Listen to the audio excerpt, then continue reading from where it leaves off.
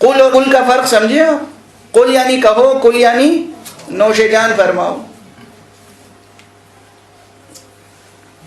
دوسری مثال صاد اور سین، مشہور مثالیں میں دے رہا ہوں.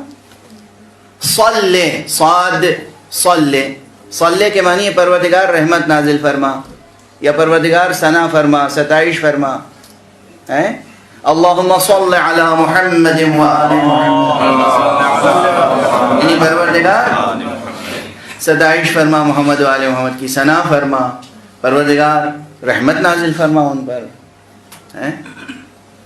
اور اگر صلی، صاد کہنے کے بجائے آپ نے نعوذ باللہ، نستجیر باللہ کہہ دیا، صلی، سین، صلی، دونوں میں سننے میں فرق ہے نہیں؟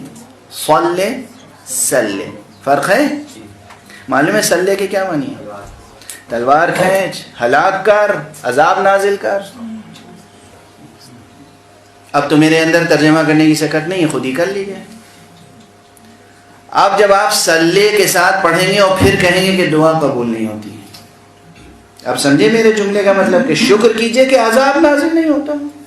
اس لیے پھر عرض کر رہا ہوں، جتنے صاحبان حیثیت ہیں ان پر واجب ہے کہ وہ اپنے اپنے ڈرائنگ روم کو کم سے کم 24 گھنٹے میں 1 گھنٹہ بدل دیں قرآن مجید کی تلاوت اور تجوید سیکھنے کے لیے. اور کوئی بھی عمر ہو. اب کوئی صاحب کہے میں تو بڈھا ہو گیا مولانا، پاؤں میں قبر لٹکے ہوئے، اب کیا سیکھوں گا؟ اب بھی آپ سیکھ سکتے ہیں. رسول اسلام نے فرمایا ہے، رسول اسلام نے فرمایا ہے کہ اطلبوا العلم من المہد الی اللحد، تم علم حاصل کرو گہوارے سے لے کے گور تک، آغوش مادر سے آغوش قبر تک. کم سے کم اتنا سیکھ لیجئے کہ آپ 2 رکعت صحیح نماز پڑھ سکیں. کم سے کم اتنا، مرنے سے پہلے اتنا تو سیکھ لیجئے 2 رکعت صحیح نماز پڑھ سکیں. 2 رکعت نماز صحیح یاد کرنا کوئی مشکل نہیں. آپ یہ بتائیے، آپ میں کون ایسا آدمی ہے، کون ایسا انسان ہے جو 20 صرف 20 نئے سینٹنس صحیح سیکھ نہیں سکتا؟ 100 نہیں، 200 نہیں، 400 نہیں، 20، only 20 sentences، چھوٹے چھوٹے، بلکہ اس سے بھی کم. اصل میں تو وہ 17-18 سینٹنسز ہیں. میں گن کے بتا دیتا ہوں. واجب نماز، اگر آپ بینک و بین اللہ، اپنے اور خدا کے درمیان معاملہ صاف کرنا چاہتے ہیں تو آپ 18 یا 20 جملے آپ کو صحیح سیکھنے ہیں اور پوری نماز آپ صحیح کر لیں گے. کیسے؟ سب سے پہلا واجب کیا ہے؟ ایک جملہ ہے 2 لفظوں کا، اللہ اکبر. یہ مسئلہ بڑا حساس ہے. لفظ ہے اللہ اکبر، اور 90% لوگ کہہ جاتے ہیں اللہ اکبر. وکبر ایک بت کا نام تھا. اب کوئی یہ پوچھے کہ مولانا ہم نے اکبر کہا یا وکبر کہا، اس میں کون سی قیامت آ گئی؟ قیامت آ گئی، اسی لیے تو ہم تاکید کرتے ہیں. وکبر ایک بت کا نام تھا، تو آپ نماز کا آغاز بت کے نام سے کر رہے ہیں. لفظ ہے اللہ ہو، ہے پر پیش ہے، واو نہیں ہے وہاں پر. اور پہلے ہے حمزہ، حمزے پہ زبر، اللہ ہو، اور پھر ہو کہنے کے بعد اکبر، پھر حمزہ ہے زبر کے ساتھ.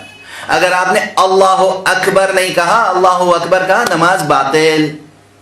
دوسرا، سورہ ہم پڑھنا ہے اللہ اکبر کہنے کے بعد. سورہ ہم میں کیا آیتیں ہیں؟ 7.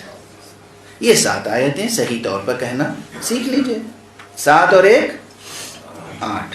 اس کے بعد ایک کوئی سورہ اور پڑھنا واجب ہے. سورہ کوثر یاد کر لیجئے.